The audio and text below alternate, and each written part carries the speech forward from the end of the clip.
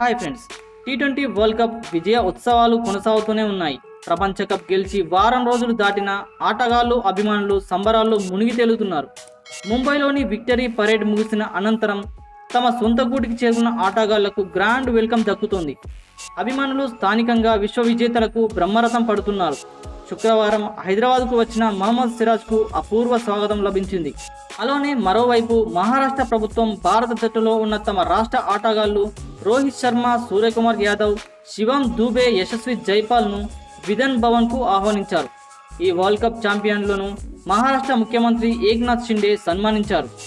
అనంతరం విధాన్ భవన్లో జరిగిన కార్యక్రమంలో టీమిండియా కెప్టెన్ రోహిత్ శర్మ మరాఠీలో మాట్లాడాడు. ఆహ్వానించినందుకు మహారాష్ట్ర ప్రభుత్వానికి, సీఎంకు ధన్యవాదాలు చెప్పాడు. అనంతరం టీ20 వరల్డ్ కప్ ఫైనల్లో సూర్యకుమార్ అందుకున్న స్టాండింగ్ క్యాచ్ను రోహిత్ శర్మ కొనియాడాడు. అయితే ఆ క్యాచ్ మిస్ చేసి ఉంటే సూర్యను జట్టు నుండి తప్పించేవాడినని సరదాగా పేర్కొన్నాడు. బంతి సేఫ్గానే తన చేతిలోకి వచ్చిందని క్యాచ్ అనంతరం సూర్య చెప్పాడు.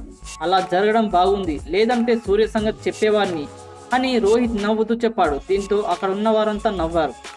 ఇదంతా ఇలా ఉండగా ఉత్కంఠభరితంగా సాగిన ఫైనల్లో దక్షిణాఫ్రికాపై భారత్ 7 పరుగుల తేడాతో గెలిచి విజేతగా నిలిచింది. మొదట భారత్ 7 వికెట్లకు 176 పరుగులు చేసింది. అనంతరం ఛేదనలో దక్షిణాఫ్రికా 8 వికెట్లకు 169 పరుగులు చేసింది. అయితే సూర్య అందుకున్న అద్భుతమైన క్యాచ్ మ్యాచ్ టర్నింగ్ పాయింట్గా మారింది. సౌత్ ఆఫ్రికా విజయానికి 6 బంతుల్లో 15 పరుగులు అవసరమవ్వగా హార్దిక్ వేసిన తొలి బంతిని డేవిడ్ మిల్లర్ లాంగ్ ఆఫ్ దిశగా భారీ షాట్ ఆడాడు. దాదాపు సిక్సర్గా దూసుకెళ్లిన ఈ బంతి సూర్య బౌండరీ లైన్పై చాకచక్యంగా అందుకున్నాడు. ముందుగా సిక్సర్ను అడ్డుకున్న సూర్య తర్వాత సమన్వయం కోల్పోవడంతో బంతి గాల్లోకి విసిరేశాడు. బౌండరీ రోప్ దాటి మళ్ళీ మైదానంలోకి వచ్చి బంతిని అందుకున్నాడు. ఈ క్యాచ్ మ్యాచ్ను మలుపు తిప్పేసింది.